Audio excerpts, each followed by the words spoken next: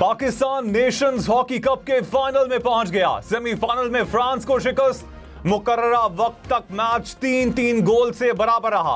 पाकिस्तान ने penalty shoots पर 3-2 से फतह अपने नाम की। फील्ड मार्शल सैयद आसिम मुनीर ने कहा, इलाकाई अनासर दहशतगर्दी को हाइब्रिड वॉरफेयर के हथियार के तौर पर इस्तेमाल कर रहे हैं। पाकिस्तान दहशतगर्दी के खिलाफ आलमी जंग में सफ़े अव्वल पर रहा है। फील्ड मार्शल की वाशिंगटन में सीनियर स्कॉलर्स, पॉलिसी माहिरीन और बैनुल अक़वामी मीडिया के नुमाइंदों से मुलाकात। कहा, पाकिस्तान ने एक महफूज दुनिया के लिए बेपनाह इंसानी और मुआशी कुर्बानियाँ दी हैं। इलाकाई और आलमी तनाज़ात पर पाकिस्तान के मुतवाज़िन नुक्ता नज़र की तफसील से वजाहत की। पाक अमरीका दरीना शराकतदारी का भी जायजा लिया गया।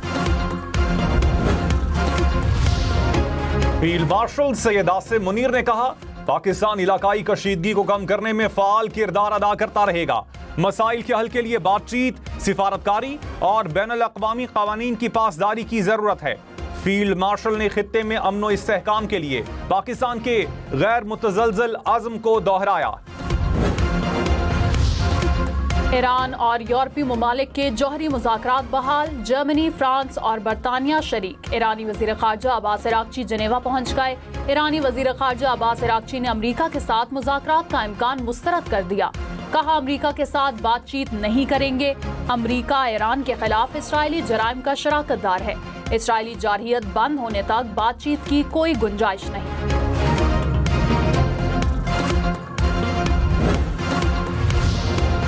बरतानिया को 2 हफ्ते में ईरान इसराइल कशीदगी के सिफारती हल की उम्मीद। वजीर खारजा डेविड लेमी ने कहा, मशरक़ वस्ता में कशीदगी रोकने का वक्त है। बरतानवी वजीर खारजा की वाशिंगटन में अमरीकी वजीर खारजा और खुसूसी एलची बराए मशरक़ वस्ता से मुलाकात।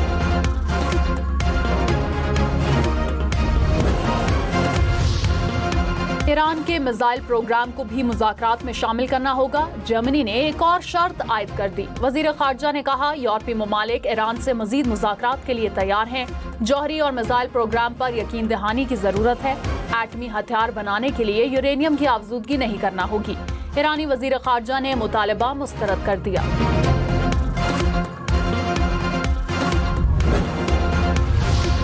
ईरानी सुप्रीम लीडर को निशाना बनाया तो रद्द अमल इंतहाई शदीद होगा। रूस की अमरीका और इसराइल को वार्निंग। तर्जुमान रूसी सदर ने कहा, आयतुल्लाह खामेनी को कुछ हुआ तो नया पिंडोरा बॉक्स खुल जाएगा। रूस ऐसे किसी भी इकदाम की सख्ती से मुखालिफत करेगा। ईरान में हुकूमत की तब्दीली नाकाबिले कबूल तसव्वुर है। ईरान और इसराइल जंग में सालिसी की पेशकश दोहरा दी। कहा, अमरीका का ईरान पर जौहरी हथियारों का हमला तबाहकुन होगा। सदर ट्रंप 2 हफ्ते में ईरान इसराइल जंग में शामिल होने या ना होने का फैसला करेंगे। तर्जुमान व्हाइट हाउस ने बता दिया। कहा, ईरान के साथ मुमकिन मुज़ाकरात की बुनियाद पर फैसला किया जाएगा। ईरान के पास न्यूक्लियर हथियार नहीं होने चाहिए। ईरान से बातचीत के वाज़े मौके मौजूद हैं। डोनाल्ड ट्रंप की कोशिश होती है कि मसाइल का हल मुज़ाकरात से निकले।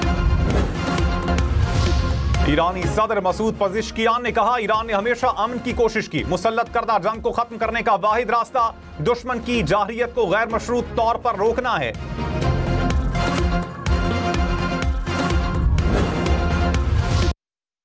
मशरक़ वस्ता की सूरत हाल पर चीनी सदर ने 4 तजावीज़ दे दी। शी जिनपिंग ने कहा, शहरियों का तहफ़्फ़ुज़ तरजीही बुनियादों पर यकीनी बनाया जाए। मुज़ाकरात और मुकालमे का आगाज ही आगे बढ़ने का रास्ता है। बैनुल अक़वामी बरादरी की अमन के फ़रोग़ की कोशिशें नागुज़ीर हैं।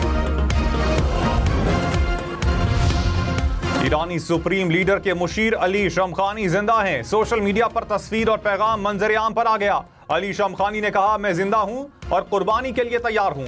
फतह का रोशन दिन करीब है। 13 जून को इसराइल ने हमले में अली शमखानी को शहीद करने का दावा किया था। गवर्नर हाउस सिंध में दफातर न खुलने पर कायम मकाम गवर्नर अवैस कादिर अदालत जा पहुंचे। सिंध हाई कोर्ट का इजलास के लिए गवर्नर हाउस के दफातर खोलने का हुक्म। कहा, कायम मकाम गवर्नर हाउस के किसी भी हिस्से को इस्तेमाल कर सकते हैं। अवैस कादिर शाह ने कहा, आइन की तौहीन हुई। आइनी ओहदे पर बैठा शख्स आइन की पासदारी नहीं करेगा तो क्या होगा। कामरान टिसोरी की प्रिंसिपल सेक्रेटरी को वाकई की इंक्वायरी की हिदायत।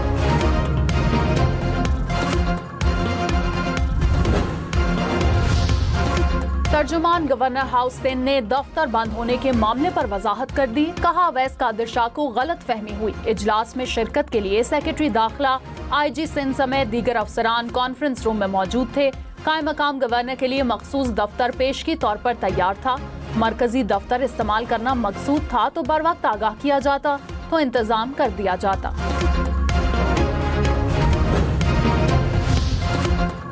वजीर आजम की PNSC के बेड़े में इजाफे के लिए लीज पर बहरी जहाज लेने की हिदायत। वजीर आजम ने कहा जहाजों की कमी से बहरी तिजारत पर सालाना $4 अरब का कीमती जर्रे मुबादला खर्च करना पड़ता है।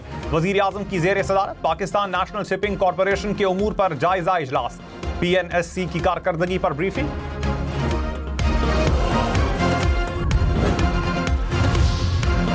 वज़ीर आला अली अमीन गन्नापुर की सूबाई असेंबली तहलील करने की धमकी। कहा खैबर पख्तूनख्वा हुकूमत को गिराने की कोशिश की जा रही है। बजट पास नहीं करते तो वफाक फाइनेंशियल इमरजेंसी की बुनियाद पर सूबे का कंट्रोल संभाल सकता है। किसी भी वक्त असेंबली तहलील कर सकता हूँ। बजट पर मुशावरत के लिए बानी PTI से मुलाकात नहीं कराई जा रही। बानी की मंजूरी के बाद ही खैबर पख्तूनख्वा का बजट मंजूर कराया जाएगा। इंपोर्टेड गाड़ियों पर 4 साल तक कस्टम ड्यूटी सिफर हो जाएगी। सेक्रेटरी कॉमर्स की सेनेट की कायमा कमेटी खजाना को ब्रीफिंग। कहा 5 साल तक पुरानी गाड़ियां इंपोर्ट की जा सकती हैं। 40% एडिशनल कस्टम ड्यूटी अदा करना होगी। बैरून मुल्क से पाकिस्तान शिफ्ट होने वाले 5 साल तक पुरानी गाड़ी ला सकते हैं। एक गाड़ी लाएं या 2 लाएं, एडिशनल कस्टम ड्यूटी देना होगी।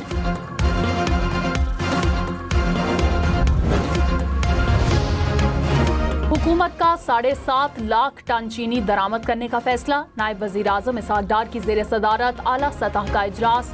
5 लाख टन रिफाइंड चीनी दरामद करने की असूली मंजूरी। वजारत नेशनल फूड सिक्योरिटी को ECC की मंजूरी हासिल करने की हिदायत।